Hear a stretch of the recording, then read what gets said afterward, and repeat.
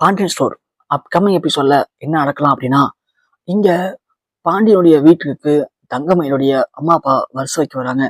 வந்துட்டு போனதுக்கு அப்புறமா இங்க மீனாவும் ராஜும் ரொம்ப ஃபீல் பண்ணி பேசிட்டு இருக்காங்க. அப்போதைக்கு இங்க ராஜோட அம்மா பாக்குறாங்க. பார்த்த வடிவு இங்க மாறிக்கிட்ட சொல்றாங்க, பாத்தியா மாறி, அந்த தங்கமயிலுடைய அம்மா அப்பா வந்து வருஷம் வச்சுட்டு போறாங்க. அதை பார்க்கும்போது ஒரு சந்தோஷமா இருக்கு. ஆனா இதே மாதிரி தானே என் பொண்ணு ஃபீல் பண்ணிட்டு இருப்பா, பாசத்துக்காக எங்கிட்டு இருப்பா. ஒரே ஒரு பொண்ணு தான் பெத்தேன். அந்த பொண்ணு நல்ல இடத்துல கல்யாணம் பண்ணி கொடுத்துருக்கேன்.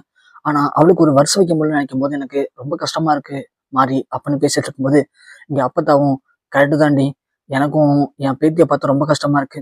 ஆனா இந்த முத்துப்பாய் தான் ரொம்பவுமே பிடிவாதமா இருக்கான் அப்படின்னு இங்க அப்பத்தா பேசிட்டு இருக்கும்போது, இங்க முத்துவேலும் வாசல் நின்றுட்டு இருக்காரு.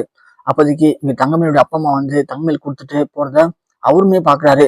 பார்த்ததும் தான் பொண்ணுக்கும் இதே மாதிரி வருஷம் கொடுத்துருக்கணும். ஆனா அவன் எங்க நம்ம விருப்பத்துக்கு கல்யாணம் பண்ணிக்கிட்டா, அவளே ஓடி போய் தான் கல்யாணம் பண்ணிக்கிட்டா, நாம என்ன பண்ண முடியும் அப்படின்னு இங்க முத்துவேலு ரொம்ப சோகமா ஒரு மாதிரி பார்த்து நின்றுட்டு இருக்காரு. அப்பதான் முத்துவேலை பாத்துறாங்க. என்ன முத்து, உனக்கும் கஷ்டமா இருக்கா? என்ன இருந்தாலும் பெத்தவனி, உனக்கு கஷ்டம் இருக்காதா? எனக்கே கஷ்டமா இருக்குடா. பாருடா, எங்கேயோ இருக்கிற அந்த தங்கமணியுடைய அப்பா அம்மா வந்து வருஷம் வச்சுட்டு போறாங்க. ஆனா எய்த்த வீட்டுல இருக்கோம் நம்ம பொண்ணுக்கு வருஷம் வைக்க முடியல. பாரு, அவ எப்படி கண் கலங்கி நிக்கிறத பாடுறா முத்து. பெத்த வயிறு உனக்கு கஷ்டமா இல்லையடா அப்படின்னு கேட்க, ஆத்தா நான் ஒன்னும் அவளுக்கு வருஷம் செய்ய மாட்டேன்னு சொல்லாத்தா. ஆனா அவ என் விருப்பத்துக்கு கல்யாணம் பண்ணிக்கிட்டா, ஓடி போய் தான் கல்யாணம் பண்ணிக்கிட்டா. அப்படி இருக்கும்போது நான் என்னத்த பண்ண முடியும்? ஏடா முத்து இப்படி பேசுற? என்ன இருந்தாலும் அவ உன் பொண்ணுதான்டா, நீதாடா பெத்தெடுத்த. ஆயிரம் தப்பு பண்ணிக்கலாம்டா முத்துவேலு. அதுக்காக உன் பொண்ணு இல்லைன்னு ஆயிடுமா? நாளைக்கு எதுனா ஒண்ணுனா அவதான்டா ஓடி வருவா. உனக்குன்னா ஒண்ணுனா அவதான்டா பண்ணி ஆகணும். இல்ல நாளைக்கு அவளுக்கு ஒண்ணுனா நீ பண்ணாம போயிடுவியா? இல்ல பார்க்காம போயிடுவியா? டேய் முத்துவேலு, 1000 தப்பு பண்ணலாம்டா, 1000 கஷ்டங்கள் வரலாம். அதுக்காக பெத்த அப்பா பெத்த பொண்ணு இல்லைன்னு போயிடாதடா முத்துவேலு. நீ நான் சொல்றது கேளுடா. அவளுக்கு தலை பொங்கல்டா முத்துவேலு. பாடுறா, நம்ம பொண்ணு எப்படி கண் கலங்கி அங்க நிக்கிறத பாடுறா. அந்த பொண்ணுகிட்ட அழுதுகிட்டு இருக்காரா. எதுக்காக அழுவுறா? தனக்கு ஒரு அப்பா அம்மா இருந்தோம் இப்படி வந்து எதுவுமே பண்ணலன்னு அழுகுறாடா. 1000 கோபம் இருக்கணும் முத்துவேலு. வருஷம் மட்டும் வச்சிடணும் முத்துவேலு, வைக்காம இருக்கக்கூடாதுடா அப்படின்னு அப்பா பார்த்து சொல்ல, அதுக்காக என்னால அவன் வீட்டுக்கு போக சொல்றியா ஆத்தா அப்படின்னு கேக்குறாங்க. டேய், நீ அவன் வீட்டுக்குள்ள போவேனாடா. நம்ம நம்ம மகடாவ அவளை இங்க வர சொல்லுவோம்டா. வர சொல்லி ஆசீர்வாதம் பண்ணி ஒரு புடவையும் ஒரு வேட்டியும் வச்சு கொடுறா. அது போதும்டா அவளுக்கு. சந்தோஷப்படுவாடா என் பேத்தி அப்படின்னு இங்க ஆத்தா சொல்லவும், முத்துவேலு எதுவுமே சொல்லாம உள்ள போயிடறாங்க. உடனே இங்க ஆத்தா சொல்றாங்க, என் வடிவே நீ போய் ராஜை கூப்பிட்டு வா. ஏன் அத்தை கூப்பிட்டு வந்துட்டு வாங்கிறதுக்கா? இல்லடி, நான் முத்துவல்கிட்ட பேசிட்டேன், அவன் எதுவுமே பதில் பேசவே இல்லை. அவன் பதில் பேசலனாலே அதுக்கு சமாதானம் தான் அர்த்தம். நீ போய் ராஜு கூட்டியா போ அப்படின்னு சொல்றாங்க. சரின்னு இங்க வடிவும் ராஜு கூப்பிடுறாங்க. ராஜு வராங்க. என்னம்மா, அப்பா இல்லையா? அப்பாவுக்கு தெரிஞ்சா திட்டு வரமா அப்படின்னு சொல்ல, அப்பா உடனே டேய் வாடி அப்படிங்கிறாங்க. என்னாத்தா என்னாச்சு அப்படிங்க. அப்பதான் முத்துவேல் கீழே இறங்கி வராரு. ராஜை பார்த்தா முத்துவேல் அப்படியே உறைஞ்சு போய் நிற்கிறாரு. அவருக்கு கோபம் ஒரு பக்கம் இருக்கு. இருந்தாலும் தன் பொண்ணு கஷ்டப்படுறத பார்த்து அவருக்கு கொஞ்சம் மனசு கஷ்டமா இருக்கு. இங்க அப்பாட்ட சொல்றாங்க, உன் அப்பாட்ட போய் ஆசீர்வாதம் இங்க போடி அப்படின்னு சொல்ல, ராஜு உடனே தங்கி நிக்கிறாங்க. அப்ப சத்தியில பாத்துறாரு. ஏய், உன்னை யாரும் வீட்டுல வர சொன்னா? வீட்டோட வெளியே போடியுமால அப்படின்னு சொல்ல, அப்பாத்த சொல்றாங்க, டேய் சத்தியவேலு, எதுக்கு இப்ப அவளை வெளியே போய் சொல்ற? அவ முத்துவேல் ஆசீர்வாதம் தான் வந்திருக்கா. யாருக்கு யார் ஆசீர்வாதம் பண்றது? அவ என்ன நல்ல காரியமா பண்ணியிருக்கா? ஓடி போய் கல்யாணம் பண்ணியிருக்கா. அவளுக்கு ஆசீர்வாதம் தான் கேடா. ஒழுங்குமுறையா வெளியே போறியா இல்லையாடி அப்படின்னு சொல்ல, இங்க அப்பாத்த உடனே, என்ன முத்துவேலு சத்தி இப்படி பேசுறான், நீ அமைதியா இருக்க? ஏண்டா, அவன் உன் பொண்ணு தானே, அவளுக்கு இப்ப என்ன பிரச்சனை? அவ ஆசீர்வாதம் வாங்கிட்டு போயிடுவா. ராஜு நீ போய் ஆசீர்வாதம் வாங்கிக்கோ அப்பாமா அப்படின்னு சொல்ல, உடனே சத்தியவேல் சொல்றாரு, ஓ அப்படியா அண்ணன், அப்போ நீங்க சொல்லிதான் வந்திருக்காளானே, அப்போ உங்களுக்கும் அவ பண்ண தப்பா தெரியல. ஓ அப்ப இந்த வீட்லயே நான் மட்டும்தான் அவளை எதிர்த்துட்டு இருக்கேன் இல்ல? அப்ப அவ பண்ணது எனக்கு மட்டும் தப்பா தெரிஞ்சுப்பானே.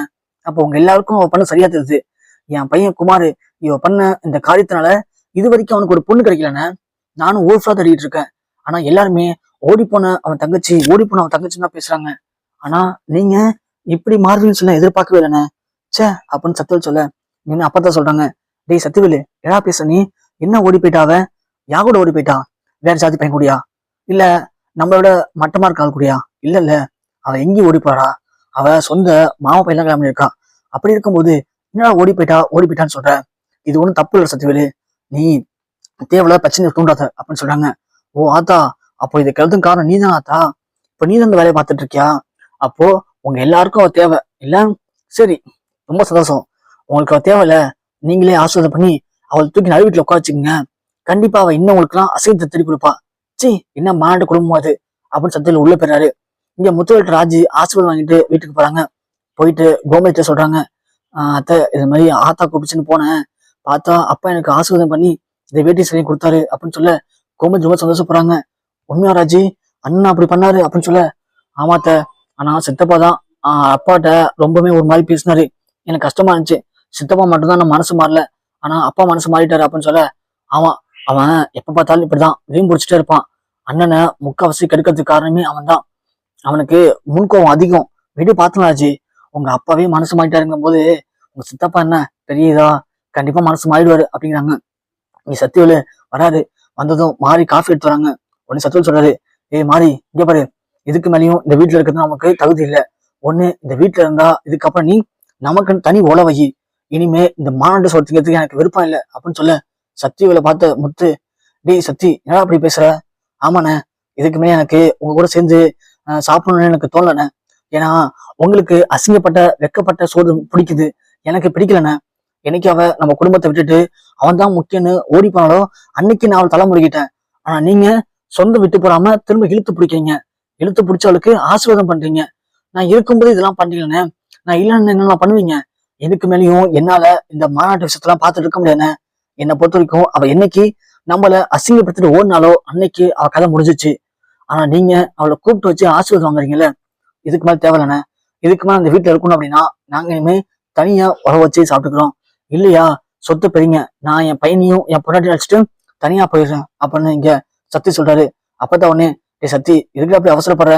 இப்ப அவன் என்ன தப்பு பண்ணிட்டான்? எதுதான் இருந்தாலும் அவ நம்ம பொண்ணுதான்டா. யாரு பொண்ணு? என் பொண்ணா? எனக்கு ஒருவேளை அப்படி ஒரு பொண்ணு பிறந்து அவன் இந்த மாதிரி ஓடி போயிருந்தானா அவளை அன்னைக்கு கண்ட தன்மை வெட்டி போட்டிருப்பேன். ஏதோ இவரு பொண்ணு அப்படிங்கிறனால்தான் இவ்வளவு நாள் அமைதியா இருந்தேன். அதுக்காக இவர் பண்ற எல்லாத்தையும் பொறுத்துட்டு நல்லா இருக்க முடியாது. அந்த ஓடுகாலி பண்ணதுனால இன்னைக்கு என் பையனுக்கு ஒரு நல்ல கிட்ட பண்ணி பார்க்க முடியாம நான் கஷ்டப்பட்டு இருக்கேன். ஆனா இவரு அவர் பொண்ணை மன்னிச்சு ஏத்துப்பாரா? இதெல்லாம் ஒரு பொழப்பா அப்படின்னு சொல்லிட்டு சத்தியில் கொந்தளிக்கலாம். உடனே முத்துவேல் சொல்றாரு, டேய் சத்தி இதுக்கு மேல போதும், இதுக்கு மேல என் பொண்ணை பத்தி எதனா பேசுறேன், நடக்கிறது இங்க வேற அப்படின்னு இங்க சத்தியில பார்த்து முத்துவேல் சொல்ல, சத்தி உடனே, ஓ அப்படியானே, பொண்ணை பத்தி பேசணும் உங்களுக்கு கோவம் வருதோ? தமிழ் மேலேயே கோவம் வருதோ உங்களுக்கு? அந்த ஓடுகாலி உங்களுக்கு முக்கியமா போயிட்டா அப்படிதானே? சத்தியவேலு திரும்பவும் சொல்றான், சரிங்கண்ணே, இதுக்கப்புறம் நான் உங்க பொண்ணை பத்தி பேச மாட்டேனே அப்படின்னு சத்தியவேலு இங்க கோவமா கிளம்பிடுறாரு. இங்க ராஜுக்கு நடந்த விஷயத்த மீனாட சொல்றாங்க. மீனா உடனே ரொம்ப சந்தோஷப்படுறாங்க. பரவாயில்ல ராஜு, ஆர்டிஸ்ட் உங்க அப்பாவை தான் கூப்பிட்டு மன்னிச்சு ஏத்துட்டாரு. ஆனா இது வரைக்குமே எங்க அப்பா என்கிட்ட பேசவே மாட்டாரு. எங்க அப்பாவுக்கு நானா அவ்வளவு பிடிக்கும் ராஜு. ஆனா எங்க நான் அவர் பேச்ச மீறி இந்த கல்யாணத்தை பண்ணிட்டேன் அப்படிங்கிறதுக்காக இது வரைக்குமே என்கிட்ட பேசாம என்கிட்ட மூஞ்சி கூட பார்க்காம ரொம்ப கோவமா தான் இருக்காரு. உடனே ராஜு சொல்றாங்க, அக்கா நீங்க ஒன்றும் ஃபீல் பண்ணாதீங்க அக்கா, எங்க அப்பாவை விட உங்க அப்பா ஒன்றும் கோவக்கர் கிடையாது. ஆனா எங்க அப்பாவே புரிஞ்சுக்கிட்டா இருக்கா, புரிஞ்சுக்கிட்டு இன்னைக்கு அவரே நான் ஆசீர்வாதம் வாங்கி பழங்கிட்டாரு. அப்படி இருக்கும்போது கண்டிப்பா நீங்க பாருங்க, இன்னும் பொங்கல் வரத்துக்கு 4 நாள் இருக்கு. அதுக்குள்ள உங்க அப்பா உங்களை பத்தி புரிஞ்சுக்கிட்டு அவரே உங்களுக்கு வருஷம் எடுத்துட்டு வருவாருக்கா, நீங்க வேணா பாருக்கா அப்படின்னு இங்க ராஜு சொல்ல, மீனாவனே, ராஜு நீ சொல்றது கேட்கும் எனக்கு ரொம்ப சந்தோஷமா இருக்கு ராஜு. சத்தியமா அப்படி விஷயமும் நடந்துச்சு அப்படின்னா கண்டிப்பா உன் வாய்க்கு நான் ஸ்வீட்டை தரேன் ராஜு அப்படின்னு இங்க மீனா ரொம்ப சந்தோஷப்படுறாங்க ராஜு சொன்னதை கேட்டு.